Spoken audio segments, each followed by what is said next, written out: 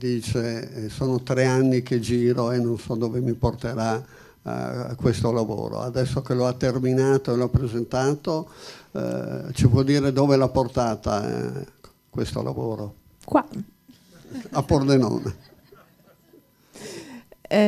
No, sì, ho girato per 3 anni e poi ho montato per 1 anno, quindi è stato un lungo lavoro, ma è stato anche un lavoro proprio dell'anima, e poi è stato anche un lavoro in cui ho tentato di raccontare in un tempo relativamente breve una storia molto lunga, cioè una vita di 90 anni e anche una storia, quella dell'arresto, il trauma che ha causato a tutta la famiglia, che va avanti da altri 40, e devo anche dire, adesso stavo proprio guardando gli ultimi 10 minuti di film, che avevo una cosa tipo 600 pagine di trascrizioni e quasi in ogni pagina c'era qualcosa di molto bello, quindi è stato anche molto difficile scegliere il taglio da dare, che cosa lasciare nel film, che cosa togliere.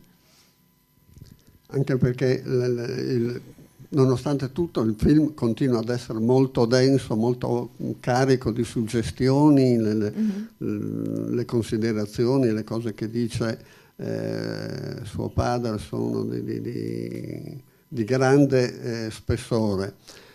Però emerge anche un altro personaggio che è poco conosciuto, sua madre Paola. Se ci vuole raccontare qualcosa. Beh, intanto la loro grande storia d'amore, che però poi non sopravvive ai 4 anni di carcere, alla fuga all'estero, eccetera. E però mia madre, come avevo anche scritto nel libro, rappresenta proprio quella resistenza, quella retrovia, e anche in questo film secondo me si vede ancora di più, ma no, anche nel libro si vedeva quell'aspetto della cura, che è molto importante e che penso che sia una delle cose che anche adesso sta emergendo nelle teorie femministe contemporanee, come questa cosa che molto che adesso viene di nuovo rivalutata. Se ci sono domande basta alzare la mano, sì. C'è un microfono a disposizione.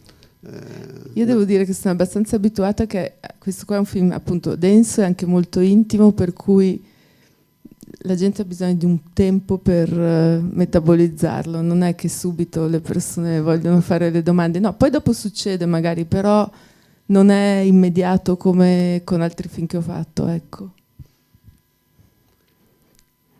Nel frattempo che il pubblico metabolizza, portare avanti questo duplice linguaggio degli affetti con il linguaggio politico, come è stato questo lavoro di... Beh, è stato difficile, però necessario, nel senso c'erano tantissimi piani. Allora, io penso che una delle cose che mi ha spinto a fare questo film è stato proprio una questione di raccogliere una storia orale, nel senso che avevo già avuto uno zio più grande di mio padre che è morto improvvisamente di attacco di cuore, e lui aveva fatto la guerra partigiana e io mi sono mangiata le mani di non aver raccolto le sue storie che avevo sentito. E qui c'era un altro pezzo di storia italiana che mi sembrava importante raccogliere perché è vissuto da uno dei suoi protagonisti, e allo stesso tempo però mentre raccoglievo questo pezzo di storia italiana, siccome era un pezzo di storia che comunque mi coinvolgeva, ho sentito che c'erano, come dire, degli argomenti di discussione molto forti fra di noi, perché non ne avevamo mai parlato prima, ed è stato secondo me molto importante per entrambi affrontare queste cose per poi poterci lasciare andare. E questa cosa qua è una cosa in cui un sacco di persone che magari non hanno avuto la stessa storia politica, la stessa storia personale che ho avuto io, mi hanno detto dopo che si sono ritrovate, nel senso che hanno o fantasticato di averlo potuto fare, oppure hanno sempre voluto farlo. Insomma c'è questo elemento di riuscire come dire, ad affrontare dei nodi della propria storia prima di non vedersi più, fondamentalmente.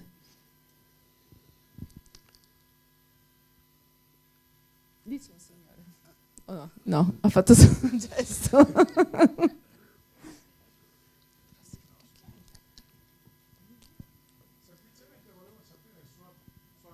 Si è rifatta una vita dopo la separazione, credo abbia sentito.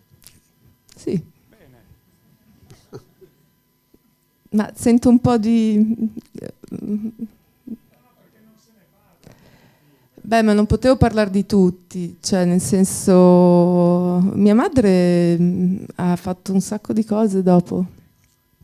No, sì. Grazie. Io volevo farle i complimenti perché è Grazie. stata bravissima a descrivere veramente la vita che voi avete fatto. Io posso capire te era da ragazzina, 14 anni, che ti trovi proprio ad affrontare queste cose che sono grandiose, e poi tutta la tua vita che è sempre stata un incalzare o un subire tutta una serie di avvenimenti che ti hanno fatto diventare piccola forse quella volta perché non riuscivi a capire tutto, però grandissima adesso. Grazie. Sei stata veramente brava a renderlo, perché proprio nel film c'è proprio l'amore, sia tu nei confronti di tuo papà e anche tuo papà nei tuoi confronti,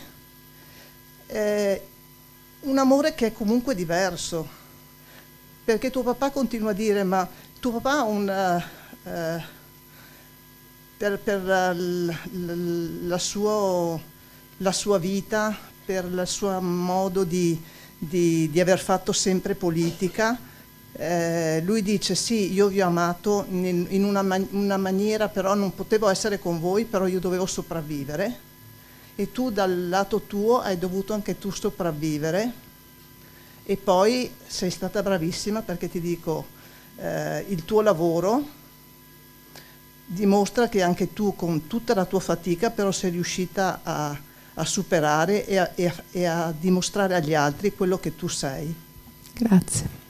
E veramente Comunque, sei guardi, stata molto, a parte molto brava. questo, è anche che, cioè io ho raccontato questa storia perché secondo me questa storia era emblematica di 2 generazioni, cioè per me era anche importante far presente questo, cioè che non siamo solo io e mio padre, ma siamo anche tutti quelli che hanno fatto politica e tutti quei figli di quelli che hanno avuto quell'eredità, che si sono trovati precipitati negli anni '80 a Milano con tutto quello che ha voluto dire e che magari non sono stati così ascoltati dai loro genitori perché avevano, poracci, degli altri problemi, ecco.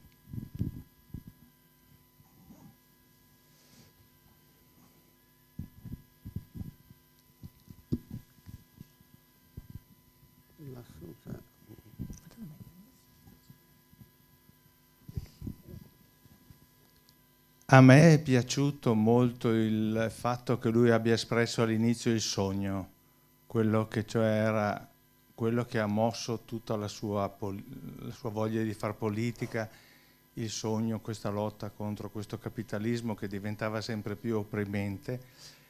È bello che lui sia riuscito a trasferirlo perché ha un senso di purezza in una lotta che è stata un po' così, non sempre condivisa anche dal popolo. Non le è venuta voglia di fargli dire cosa ne pensava di come siamo diventati adesso e di come questo capitalismo sia diventato così padrone, molto di più di quello che era quella volta. Ecco, A me sembra che lui lo dica nel film. Sì? Sì. Cioè lui dice, mi è piaciuto che abbia detto questo suo fede che ha, il comunismo vincerà, no? Alla fine, cioè durante il percorso lo dice, e poi però in realtà ecco, mi sarebbe piaciuto di più che lui avesse, oddio, ha fatto già tanto e ha detto già tantissimo, per cui grazie a lei che ha fatto questo bellissimo lavoro, però in qualche modo avesse dato speranza, ecco, questo è.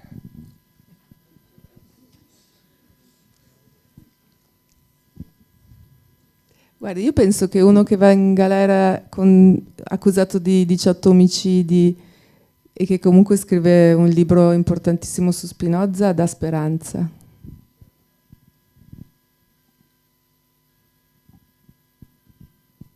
Sì, poi di libri ne ha scritti 80, per cui ha avuto una produzione tradotti in tantissime lingue. Com'è stato rapportarsi con una persona così di grande spessore culturale? È difficile. Sì, no, difficile, però poi uno anche pensa che poi c'è un piano umano in cui ci si incontra, ecco, al di là di tutto. E poi comunque,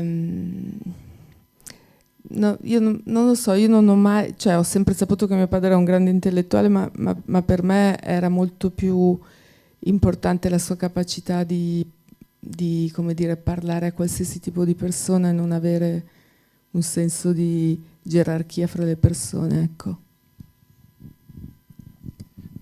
Volevo chiederti se pensi o se hai ancora paura di chiamarti Negri. Oddio, no. No, però sono passati 40 anni, Ecco. anzi di più. E però comunque l'altro giorno sono stata fermata su un treno, così, e questi hanno letto nel computer un papiro lunghissimo che io non capivo che cosa leggessero, perché io non ho mai avuto nessuna imputazione, niente, e ho pensato, secondo me io sono segnalata nei computer della questura come qualcosa, perché se no non, cioè veramente. Quindi ci sono cose del genere. Io fino al 2001 ogni volta che passavo una frontiera venivo messa da una parte e veniva scritto un verbale perché c'era un reato che mi avevano appiccicato, di cui io per tenermi in quel computer dell'Interpol, così, che era che avevo oltrepassato illegalmente una frontiera, cosa che io non ho mai fatto, e non c'era verso di togliere questa cosa da questo computer. Quindi insomma, cioè, ci sono delle cose, come sono sicura che ci sono delle cose che io manco so, o anche altre cose che io so di lavori che non ho avuto perché avevo questo nome, eccetera, eccetera. Al momento devo andare in America con il film, sono stata invitata in 5-6 università, è chiaro, mi domando, riuscirò a entrare? Questa è una bella domanda.